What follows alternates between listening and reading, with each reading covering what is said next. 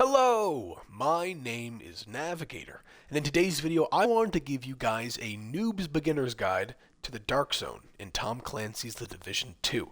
Now if you guys don't know what the Dark Zone is a PvP PvE area that is located in 3 different sections of the Washington DC map in the game. And basically what you do in there is kind of similar to Tarkov. You go in, you got to try to get loot, extract it, and make sure that other players don't come after you and try to kill you for it. So with that out of the way, let me just show you kind of the basics about the Dark Zone. I'll talk about the map and stuff like that. And then we'll kind of get into how I do this as a solo and try to survive as best as possible out here in the Dark Zone. So first thing to talk about is going to be the 3 different dark zones. Now, over here in the west, down here where I am in the south, and over here in the east, there are 3 different dark zones. And these areas are fairly small, but for the most part, they're pretty big. The good thing is you can kind of get around the whole map fairly quickly, which is a good thing and a bad thing, I guess. But let me just show you guys what some of these things mean in the dark zone. So, first thing I can show you guys, this is going to be the main entrance for the dark zone as a whole. When you first are starting out the game, these are kind of like, it's similar to Fallout, where it's like an undiscovered location. You go there, you do a little reconnaissance mission, just kind of scope out the dark zone, and then you will unlock it and you're able to fast travel to it and explore it and stuff like that. That's the main entrance, but all around the dark zone there's going to be these checkpoints, and they are labeled by these purple doors. And you can fast travel to these from pretty much anywhere on the map. And these are going to be the areas you can kind of go, like let's say someone's chasing after you, or you have some loot, or you're just trying to leave. There are plenty of different exits all around the dark zone. So it's not just like there's like one exit, stuff like that. All right, what are some other things here on the map mean? Well, let's look at these fists right here. These are arguably going to be the most important thing in the dark zone. These are going to be landmarks. And this is for the most part going to be the missions that you're doing here. Now these landmarks are filled with some random kind of enemy in a random place, and they will just drop different kinds of loot. You can see the rewards here on the left side of the screen, and that's usually based on the difficulty. So you can see here, this one is hard, this one over here is on heroic, and they vary, normal, challenging, so on and so forth. Over here, these orange things right here, these are going to be your extraction zones. So there are 3 in every DZ. There's a north, east, west, south, whatever. But you're going to come here, and when you have loot on your back, you can call in a helicopter, and it will take just about 2 minutes for that helicopter to come in and leave. So you basically have 2 minutes to get there, put your loot on this rope, and then hopefully no other players come and try to steal it from you. But speaking of stealing loot and other players, let's talk about how PvP works in the Dark Zone. So when you first enter the Dark Zone, it's not like you're automatically going to be like seen by everybody and you're automatically going to be a rogue player. When you first go in, you have the option of just being a normal person going in there looking for loot. But you also have the option of going rogue. And what that means is when you go rogue is you can officially attack other players, and you can kind of, your icon is seen on the map to everybody, similar to what we see right here. Typically though, when you just normally go rogue, your character, your username, whatever, your skull will become red. But these guys here are in a group, and this is actually a manhunt. So these guys have been patrolling this whole DZ, killing people, racking up kills, stuff like that, doing landmarks. And basically what's going on is the game has put a bounty on them almost. So they are even more pronounced on the map through these yellow skulls. And basically they have to go to these areas or something like that and, survive the manhunt, and if you go and kill them, you get a bunch of XP, even more XP than you normally would. However, for me, I am a solo little rat, and I also don't like being a scumbag, so I try to be as friendly with everybody as possible, and I definitely do not go after a group of 4 people who are in a manhunt. I'm only level 100. These guys are probably level 10,000, so I do not want to mess with them.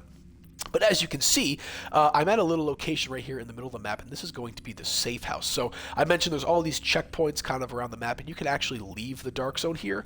This is another checkpoint, kind of safe area right in the middle of the map. However, you can't really leave or go to DC through here. I don't think so. You might be able to. Honestly, I forget. Well, actually, let's check right here. Can I fast travel to the White House from here?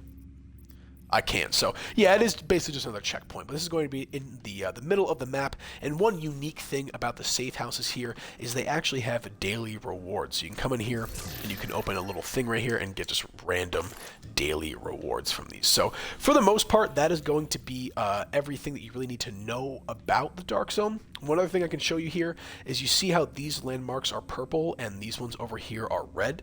Typically what it means when these things are red is that another player is currently doing killing those. Now, if you guys are curious to go over there or something like that, you can always see rogue agents on the map because they will be shown with the skull right here, and it will either be yellow or red. So over here, it looks like just some normal players are doing this. Doesn't look like they're rogue, but definitely be warned. If you guys play Rust, anything like that, really try not to trust people. I'm a total idiot, and I basically trust everybody that I run into because I'm just a nice guy and I try to make friends. But man, the amount of times that I've been killed and my stuff has been taken is just awful. So, last thing I could talk about here is going to be about your stuff getting taken and how kind of the loot and the XP system works in the Dark Zone. So, let's say that you kill an enemy at a landmark and they drop a high tier gun. You pick up that gun, and on your bag, I don't have anything. Oh, actually, I might. Let me go into photo mode here. And on your backpack, this little kind of quarantine hazardous whatever yellow canister will pop up on your backpack, and that shows that you have loot. And yeah, that shows that you have loot. So when you see that on your backpack, it means that you have to extract whatever you have. You can't leave the Dark Zone with loot or it will get destroyed. You can only extract it if you want to use it outside of the Dark Zone. So let's say I'm running around with this and somebody sees that yellow on my pack. They're going to go, oh, hey, that guy's got loot. Maybe he has an exotic, which is a very, very valuable item. I'm going to try to kill him.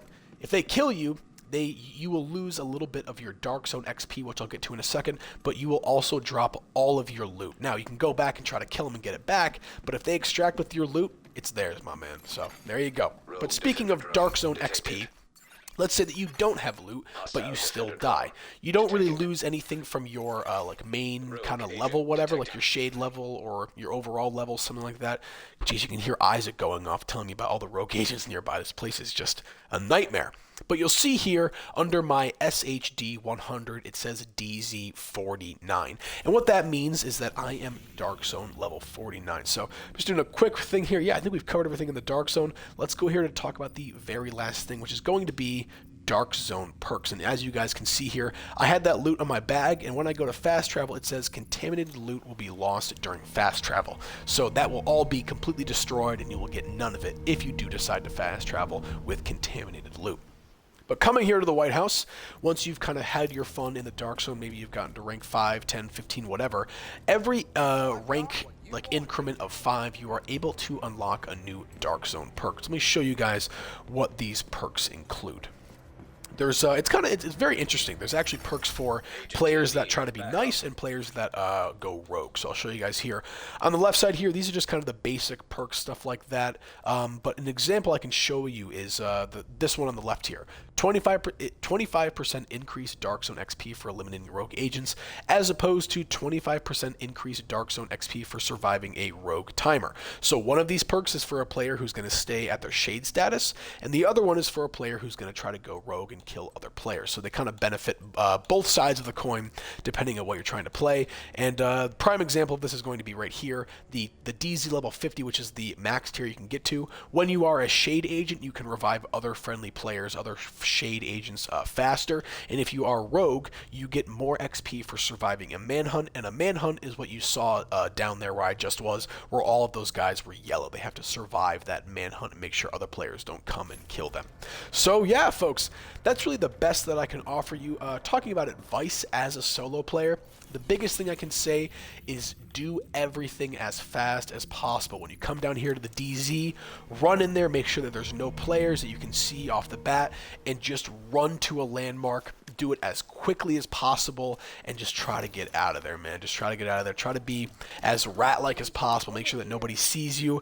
And don't be like me. Don't be trusting of everybody. If you guys are probably a little bit more unkind than I am. At least some of you are. So just make sure that you're not, being too trusting of people. But guys, I really don't want to waste any more of your time. I know I've been rambling a lot in this video, but this is really just my kind of advice and my beginner's guide for the Dark Zone if you are planning on playing this game and getting into it. Pretty soon, I'm going to be having videos of me doing Dark Zone runs and, dying or living or getting exotics or whatnot. So be on the lookout for that, and definitely more Division 2 content coming in the future, along with Fallout content as well. So guys, thank you so much for watching. My name is Navigator. Be safe out there in the DZ. Have a nice day.